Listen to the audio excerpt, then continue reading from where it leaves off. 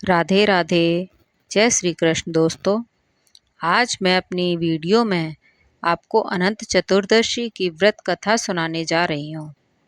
अनंत चतुर्दशी भाद्रपद मास के शुक्ल पक्ष की चतुर्दशी तिथि को मनाई जाती है। इस दिन भगवान विष्णु की विशेष रूप से पूजा अर्चना की जाती है।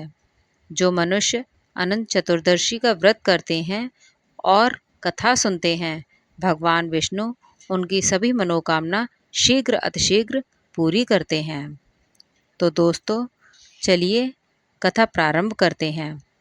प्राचीन काल में सुमंत नाम का एक नेक तपस्वी ब्राह्मण रहता था। उसकी पत्नी का नाम दीक्षा था। उसकी एक परम सुंदरी, धर्मपरायण तथा ज्योतिर्मय कन्या थी, जिसका नाम सुशीला था। सुशीला जब बड़ी हुई तो उसकी माता दीक्षा की मृत्यु हो गई। पत्नी के मरने के बाद सुमंत ने कर्कशा नाम की स्त्री से दूसरा विवाह कर लिया। सुशीला का विवाह ब्राह्मण सुमंत ने कौंडिन्य ऋषि के साथ कर दिया। विदाई में कुछ देने की बात पर कर्कशा ने दामाद को कुछ ईंट और पत्थर के टुकड़े बांध कर दे दिए। कौंडिन्य ऋषि दुखी हो अपनी पत्नी को लेकर अपने आश्रम की ओर चल दिए, परंतु रास्ते में ही रात हो गई। वे नदी पर संध्या करने लगे। सुशीला ने देखा, वहां पर बहुत सी स्त्रियां सुंदर वस्त्र धारण कर किसी देवता की पूजा कर रही हैं। सुशीला के पूछने पर उन्होंने विधि पूर्वक अनंत व्रत की महत्ता बताई। सुशीला ने वहीं उस व्रत का अनुष्ठान किया और 14 गांठों वाला डोरा हाथों में बांधकर ऋषि कौंडिन्य के पास गई। कौंडिन्य ने सुशीला से डोरे के बारे में पूछा तो उसने सारी बात बता दी। उन्होंने डोरे को तोड़कर अग्नि में डाल दिया। इससे भगवान अनंत जी का अपमान हुआ।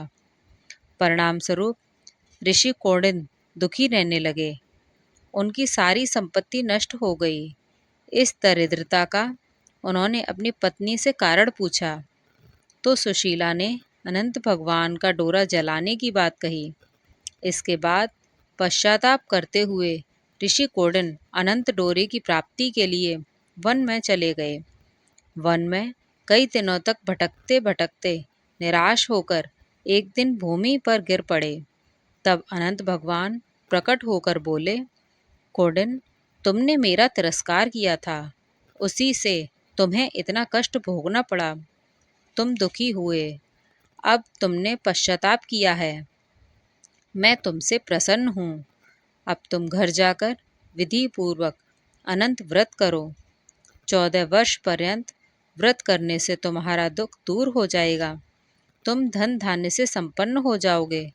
कौंडिन्य ने वैसा ही किया और उन्हें सारे क्लेश से मुक्ति मिल गई।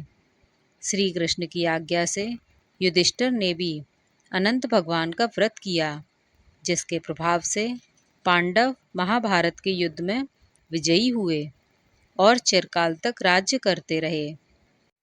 अनंत चतुर्दशी की एक अन्य कथा। एक बार महाराज युधिष्ठिर ने राजस्व यज्ञ किया। उस समय यज्ञ मंडप का निर्माण सुंदर तो था ही, अद्भुत भी था। वह यज्ञ मंडप इतना सुंदर था कि जल व थल की भिन्नता प्रतीक ही नहीं होती थी। जल में स्थल तथा स्थल में जल की भ्रांति प्रतीत होती थी। बहुत सावधानी करने पर भी बहुत से व्यक्ति उस अद्भुत मंडप में धोखा खा चुके थे।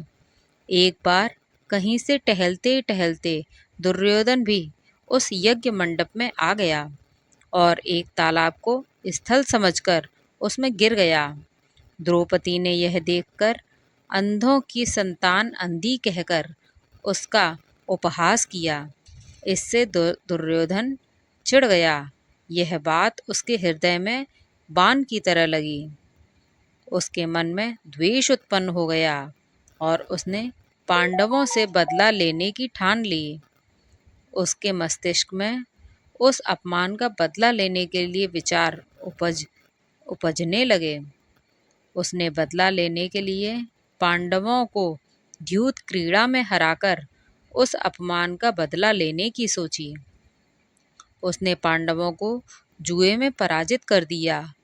पराजित होने पर प्रतिज्ञा अनुसार पांडवों को 12 वर्ष के लिए वनवास भोगना पड़ा। वन में रहते हुए पांडव अनेक कष्ट सहते रहे। एक दिन भगवान कृष्ण जब मिलने आए तब युधिष्ठिर ने उनसे अपना दुख कहा और दुख दूर करने का उपाय पूछा। तब श्री कृष्ण ने कहा, हे युधिष्ठिर, तुम विधि पूर्वक अनंत भगवान का व्रत करो। इससे तुम्हारे सारे कष्ट दूर हो जाएंगे और तुम्हारा खोया हुआ राज्य पुनः वापस मिल जाएगा। इसलिए दोस्तों, अनंत भगवान का व्रत करने से निश्चय ही सभी दुख दूर हो जाते हैं। अनंत भगवान की पूजा करें और अनंत सुख की प्राप्ति करें। बोलो अनंत भगवान की जय, विष्णु भगवान की जय। दोस्तों, वीडियो अगर पसंद आई हो तो वीडियो को लाइक करें, शेयर करें और चैनल को सब्सक्राइब करें। बेल आइकन को दबाना ना भूलें और कमेंट में राधे राधे ज़रूर लिखें। धन्यवाद।